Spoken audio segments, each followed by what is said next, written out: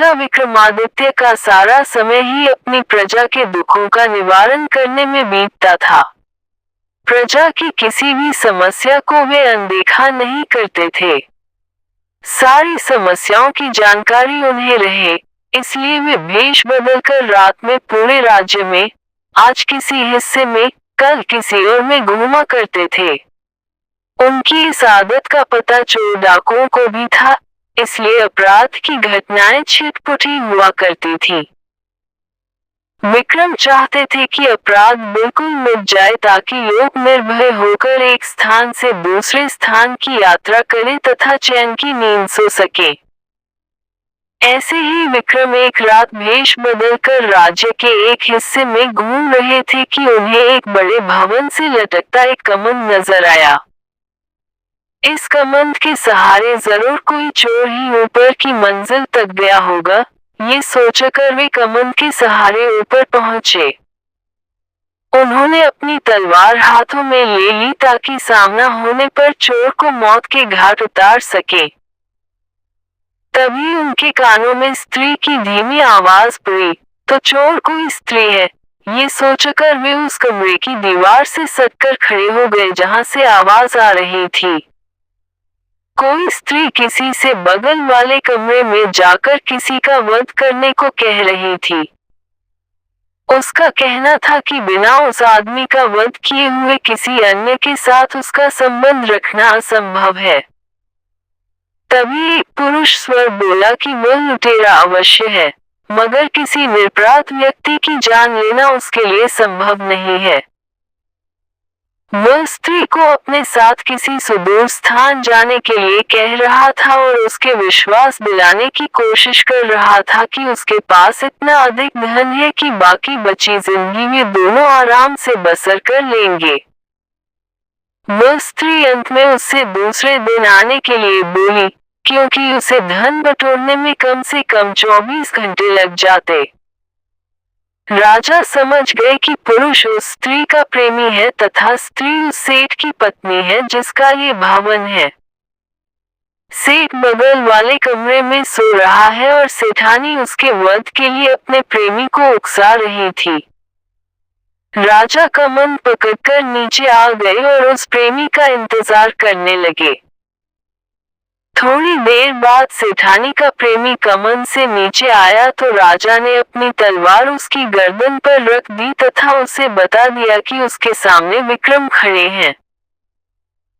वह आदमी डर से थर-थर कांपने लगा और प्राणदंड के भय से उसकी घिघी बढ़ गई। जब राजा ने उसे सच बताने पर मृत्यु दंड न देने का वायदा किया तो उसने अपनी कहानी इस प्रकार बताई। मैं बचपन से ही उससे प्रेम करता था तथा उसके साथ विवाह के सपने संजोए हुए था। मेरे पास भी बहुत सारा धन था क्योंकि मेरे पिता एक बहुत ही बड़े व्यापारी थे। लेकिन मेरे सुखी भविष्य के सारे सपने धरे के धरे रह गए। एक दिन मेरे पिताजी का धन से भरा जहाज समुद्री डाकुओं ने लूट लिया। लूट की खबर पाते ही मेरे पिताजी के दिल को ऐसा धक्का लगा कि उनके प्राण निकल गए। हम लोग कंगाल हो गए। मैं अपनी तबाही का कारण उन समुद्री डाकुओं को मानकर उनसे बदला लेने निकल पड़ा। कई वर्षों तक ठोकर खाने के बाद मुझे उनका पता चल ही गया। मैंने बहुत मुश्किल से उनका विश्वास जीता तथा उनके दल में शामिल हो गया। अवसर पाते ही मैं किसी एक का वध कर देता। एक एक करके मैंने पूरे दल का सफाया कर दिया और लूट से जो धन उन्होंने एकत्र किया था वह लेकर अपने घर वापस चला आया। घर आकर मुझे पता चला कि एक धनी सेठ से मेरी प्रेमिका का विवाह हो गया और वह अपने पति के साथ चली गई। मेरे सारे सपने बिखर गए। एक दिन उसके मायके आने की खबर मुझे मिली तो मैं खुश हो गया। वह आकर मुझसे मिलने लगी और मैंने सारा वृतांत उसे बता दिया। एक दिन वो मुझसे मिली तो उसने कहा कि उसे मेरे पास बहुत सारा धन होने की बात पर तभी विश्वास होगा जब मैं नौलखा हार उसके गले में डाल दूं। मैं नौलखा हार लेकर गया। तब तक वह पति के पास चली गई थी। मैंने नौलखा हार लाकर उसे पति के घर में पहना दिया तो उसने अपने पति की हत्या करने को मुझे उकसाया। मैंने उसका कहने नहीं माना क्योंकि किसी निरपराध की हत्या अपने हाथों से करना मैं भयानक पाप समझता हूँ। राजा विक्रमादित्य ने सच बोलने के लिए उसकी तारीफ की और समुद्री डाकुओं का सफाया करने के लिए उसका कंधा थपथपाया। उन्होंने उसे त्रिया चरित्र नहीं समझ पाने के लिए डांटा। उन्होंने कहा कि सच्ची प्रेमिकाएं प्रेमी से प्रेम करती है, उसके धन से नहीं। उसकी प्रेमिका ने उसकी प्रतीक्षा नहीं की और संपन्न व्यक्ति से शादी कर ली। दोबारा उससे भेंट होने पर पति से द्रोह करने से नहीं हिचकिचाई।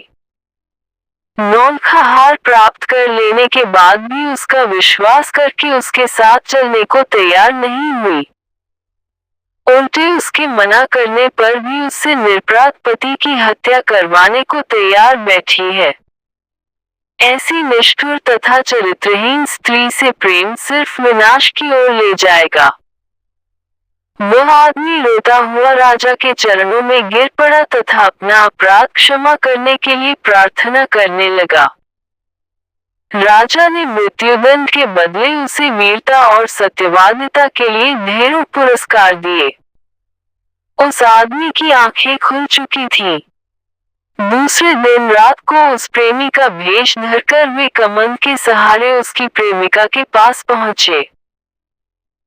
उनके पहुंचते ही उस स्त्री ने स्वर्णाभूषणों की बड़ी सी थैली उन्हें अपना प्रेमी समझकर पकड़ा दी और बोली कि उसने विष खिलाकर सेठ को मार दिया और सारे स्वर्णाभूषण और हीरे जवाहरात चुनकर इस थैली में भर लिए।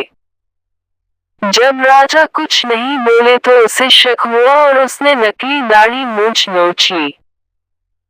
किसी अन्य पुरुष को पाकर चोर चोर चिल्लाने लगी तथा राजा को अपने पति का हत्यारा बताकर विलाप करने लगी। राजा के सिपाही और नगर कोतवाल नीचे छिपे हुए थे।